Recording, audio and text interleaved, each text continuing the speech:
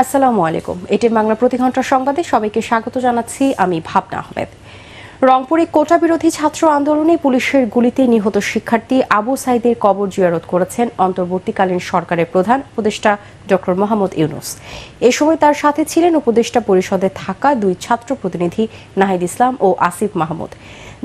ঢাকা থেকে হেলিকপ্টারে সকাল 11টায় আবু সাইদের গ্রামের বাড়ি পীরগঞ্জে পৌঁছান তিনি। আবু সাইদের কবর জিয়ারতের পর আবেগঘন পরিবেশে সেখানে নীরবে কিছুক্ষণ দাঁড়িয়ে থাকেন প্রধান উপদেষ্টা এবং অন্যান্যরা। এরপর সাইদের বাড়ির আঙিনায় যান ডক্টর ইউনূস। জড়িয়ে ধরেন শহীদ আবু সাইদের বাবা মা ও স্বজনদের, শোনেন তাদের কথা, জানান তার প্রতিক্রিয়া। আবু সাইদের বাংলাদেশে কোনো ভেদাভেদ থাকবে না বলেও পীরগঞ্জে সাংবাদিকদের জানিয়েছেন প্রধান উপদেষ্টা ডক্টর মোহাম্মদ ইউনূস। এরপর তিনি রংপুর মেডিকেল কলেজ হাসপাতালে চিকিৎসাধীন শিক্ষার্থীদের দেখতে যান।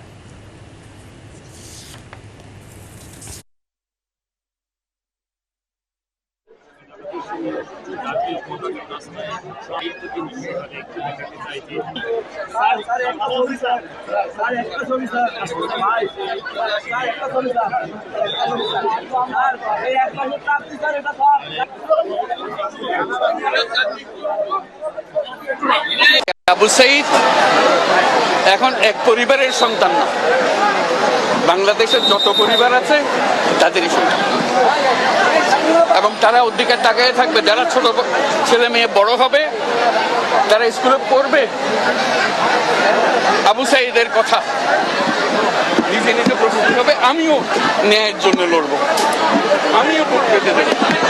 সেই হলো এই আবু সাইদ। আবু সাইদ এখন ঘরে ঘরে, প্রত্যেক ঘরে আবু সাইদ, এবং বাংলাদেশের যত পরিবার আছে সব পরিবারের সন্তান, এবং বাংলাদেশে এখানে জাতি ধর্ম নির্বিশেষে সবারই সন্তান। এটা আবু সাইদের বাংলাদেশ। এই আবু সুপ্রিম কোর্টের প্রধান বিচারপতি সরকারের সাথে আলোচনা না করে ফুল কোর্ট মিটিং ডাকায় ক্ষোভ প্রকাশ করেছে বৈষম্য বিরোধী ছাত্র আন্দোলনের সমর্থক আইনজীবীরা। তাদের দাবি, ফ্যাসিবাদের মদদপুষ্ট ও নানা অপকর্মে জড়িত প্রধান বিচারপতিকে পদত্যাগ করতে হবে। ফুল কোর্ট মিটিং ডাকার প্রতিবাদে আইনজীবীরা ইতিমধ্যেই কোর্ট প্রাঙ্গণে জড়ো হয়েছেন। দুপুরের মধ্যে পদত্যাগ না করলে কঠোর কর্মসূচির ঘোষণার কথা জানিয়েছে আন্দোলনরত শিক্ষার্থীরা।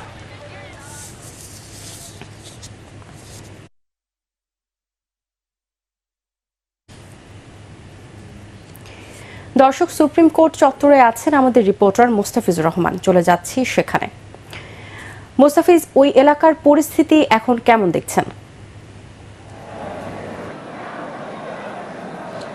ভাবনা, ধন্যবাদ। আমি আছি এই মুহূর্তে হাইকোর্টের অ্যানেক্স ভবনের সামনে। ঠিক আমার যে পেছনের অবস্থাটি দেখতে পাচ্ছেন, সেখানে আমরা দেখেছি সকাল 10টার পর থেকে শিক্ষার্থীরা তারা বিভিন্ন মিছিল স্লোগান নিয়ে জড়ো হতে শুরু করেছেন। শিক্ষার্থীরা এখন একটাই দাবি বলছেন, তারা বলছেন প্রধান বিচারপতি ওবায়দুল হাসানকে খুব শীঘ্রই পদত্যাগ করতে হবে। একই সাথে তারা একটি দাবিও তারা খুব জোরালোভাবে বলছেন, সেটি হচ্ছে সাবেক আপিল বিভাগের যিনি বিচারপতি ছিলেন মানিক, তাকেও যেন কঠোর আইনের আওতায় আনার দাবি এসব শিক্ষার্থীদের। তো সব মিলিয়ে বলা যায়, যতই সময় গড়াচ্ছে ততই বেশি শিক্ষার্থীরা এখানে জড়ো হচ্ছে। বিভিন্ন জায়গা থেকে তারা মিছিল স্লোগান নিয়ে আসছেন। এক প্রকার বলা যায় তাদের মিছিল স্লোগানে অনেকটা উত্তালই বলা যায় এই হাইকোর্ট প্রাঙ্গণ। এর পাশাপাশি আমরা দেখেছি যেসব আইনজীবী আছেন তারাও কিন্তু একই দাবিতে শিক্ষার্থীদের সাথে সংহতি প্রকাশ করে তারাও তাদের সাথে জড়ো হয়েছেন। ভাবনা। মোস্তাফিজ, আপনাকে ধন্যবাদ। দুর্বৃত্তরা যেন দেশের সাম্প্রদায়িক সম্প্রীতি বিনষ্ট বা রাষ্ট্রীয় সম্পদ ধ্বংস করতে না পারে, তা আমাদেরকে নিশ্চিত করতে হবে। দেশ আমাদের, দেশের সম্পদও আমাদের। নিজে সতর্ক থাকুন, অন্যকে সচেতন করুন। পরবর্তী সংবাদ দেখার আমন্ত্রণ জানিয়ে এখনকার মতো শেষ করছি। এটিএন বাংলার সংবাদ ইউটিউবে দেখতে ব্রাউজ করুন, youtube/এটিএন বাংলা নিউজ। ধন্যবাদ সবাইকে।